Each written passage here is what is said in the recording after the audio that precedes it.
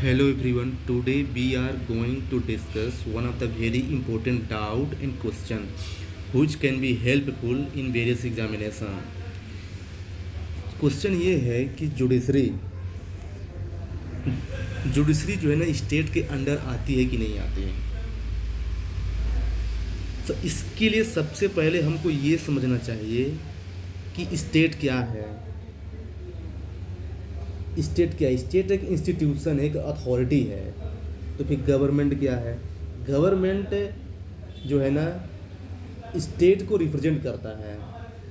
For example हम जैसा जानते हैं कि गवर्नमेंट के 3 ऑर्गन हैं, जुडिशरी, एग्जीक्यूटिव एंड लेजिस्लेटिव।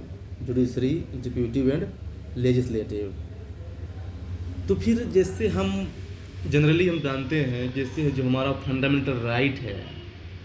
देखिए, जब हम राइट की बात करते हैं तो इसका मतलब क्या है? हम स्टेट के अगेंस्ट यूज कर रहे हैं वो राइट को। हम स्टेट के अगेंस्ट अपने राइट की एक्सरसाइज कर रहे हैं। जैसे हम बोलते हैं कि हमारे पास फंडामेंटल राइट है फ्रीडम टू स्पीच, तो किसके अगेंस्ट है फ्रीडम टू स्पीच? स्टेट के अगेंस्ट। तो इस स्टेट को जो है ना आर्टिकल 12 में डिफाइन किया गया है। इस स्टेट को आर्टिकल 12 में डिफाइन किया गया है, आर्टिकल 12 में ऑफ इंडियन कॉन्स्टिट्यूशन, जो कि it is the beginning of fundamental right. लेकिन जुडिशरी को एक्सप्लिसिटली मेंशन नहीं किया गया है। पार्लियामेंट है, स्टेट लेजिस्लेचर है, गवर्नमेंट है, सेंट्रल गवर्नमेंट, स्टेट गवर्नमेंट है, राइट, और लोकल अथॉरिटी है।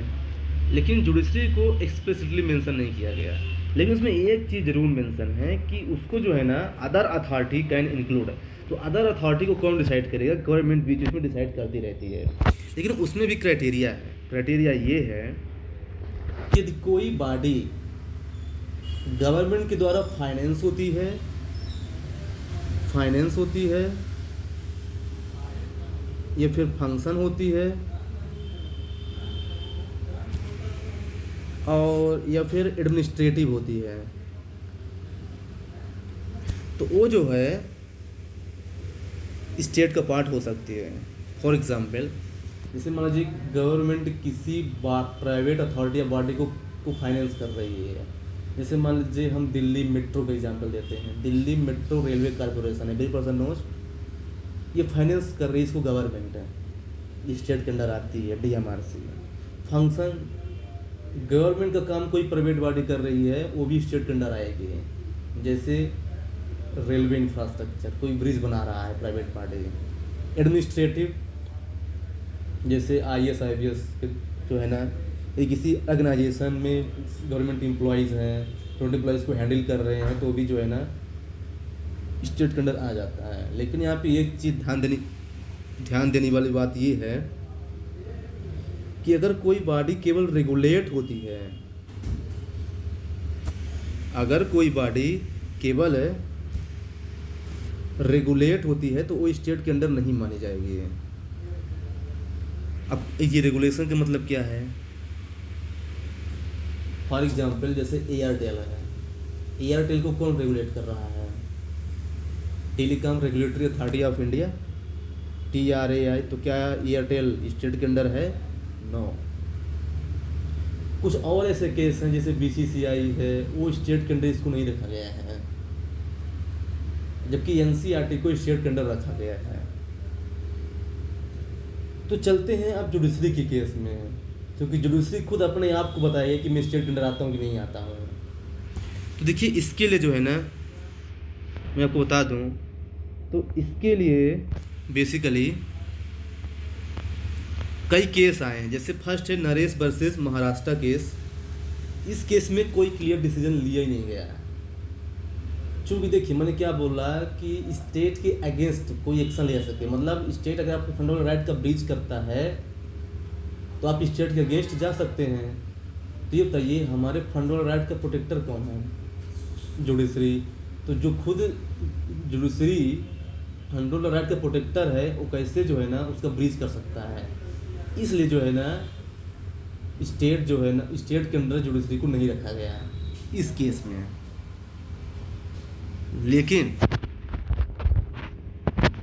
बाद में अदर केस आता है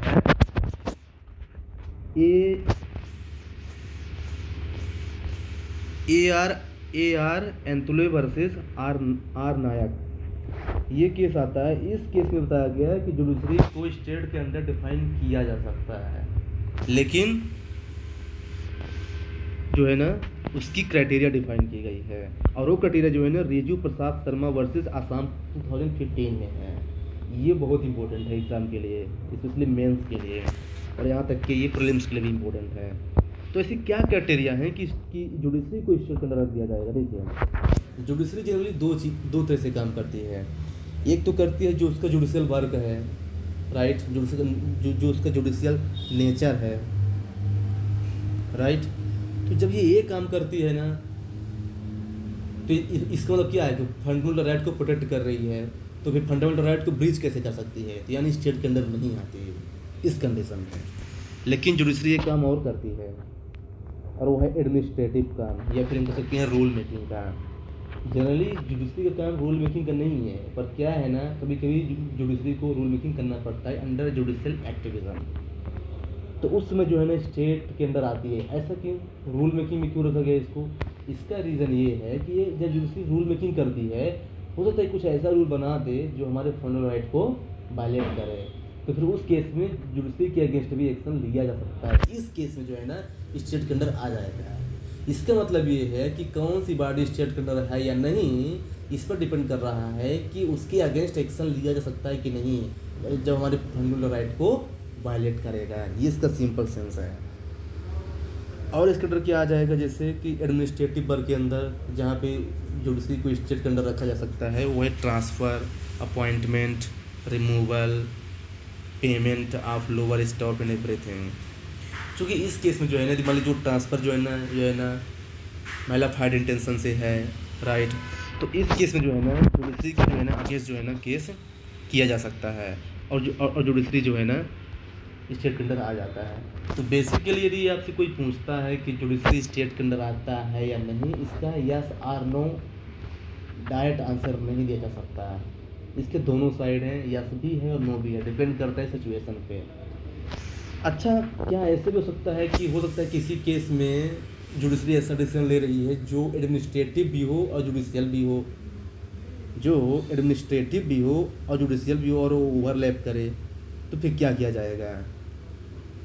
तो सुप्रीम कोर्ट ने बोला है कि ऐसा नहीं होगा, और ऐसा होगा तो उसको फिर जो है ना स्पेसिफिक केस से सल्यूशन दिया जाएगा।